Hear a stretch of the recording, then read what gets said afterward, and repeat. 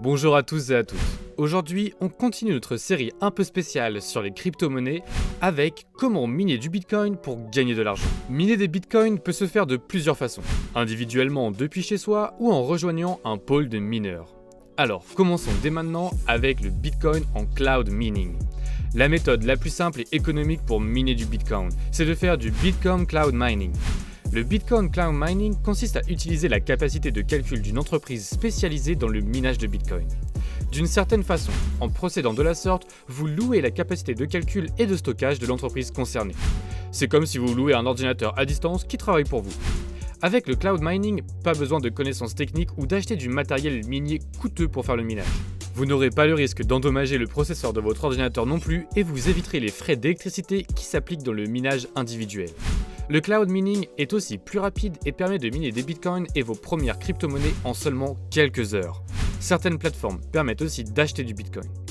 Cependant, certaines plateformes ont une dépendance vis-à-vis d'un intermédiaire qui diminue votre gain lorsque vous minez et beaucoup de plateformes de calcul de cloud mining sont récentes sur le marché.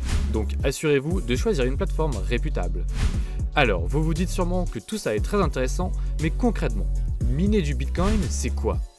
Miner du Bitcoin n'a rien à voir avec posséder du Bitcoin. Miner des Bitcoins, c'est mettre de la puissance de calcul au service du réseau Bitcoin. La puissance de calcul pourra être apportée de différentes manières, soit via un ordinateur, soit via des machines dédiées au minage de Bitcoin comme les rigs ou les ASIC. Dans cette vidéo, nous n'allons pas entrer dans les détails techniques des machines spécialisées et autres. Vous trouverez plein de ressources à ce propos en ligne.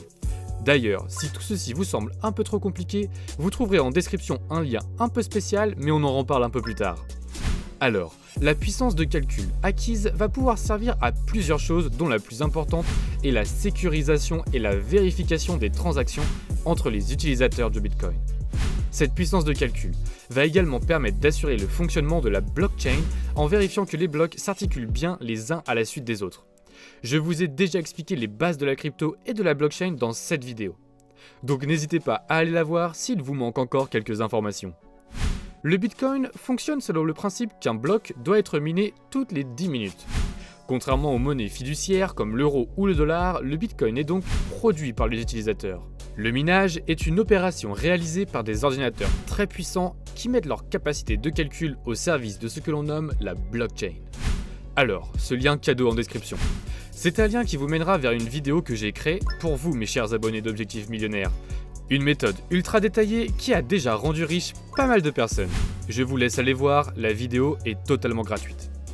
Mais alors, comment fonctionne le minage Bitcoin ? Le principe de l'extraction du Bitcoin repose sur le Proof of Work, ou preuve de travail. C'est ce principe qui assure une forte sécurisation du Bitcoin. Le Proof of Work est un concept dont les origines remontent au milieu des années 90. À l'époque, il est question de créer et de mettre en place un anti-spam contre les emails malveillants. Ce sont les mineurs qui ont fait fonctionner le principe du Proof of Work, la preuve de travail. Concrètement, cette méthode fonctionne en 3 étapes. D'abord, les mineurs vérifient les données entrantes sur le registre et valident l'authenticité des transactions. Après vérification, ils créent le nouveau bloc de la chaîne. Et enfin, les mineurs sont récompensés en Bitcoin.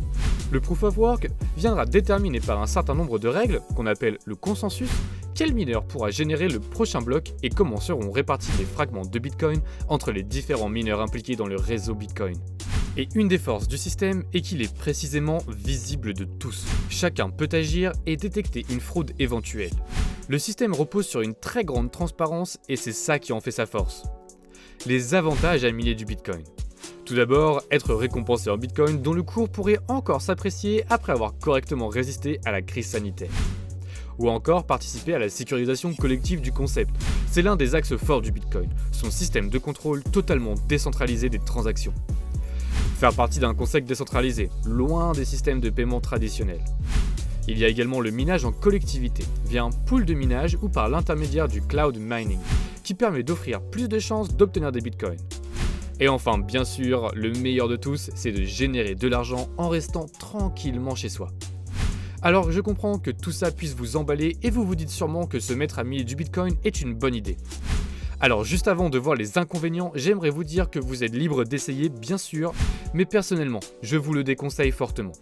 Il existe beaucoup d'autres manières moins risquées de devenir riche, voire même très riche en travaillant peu.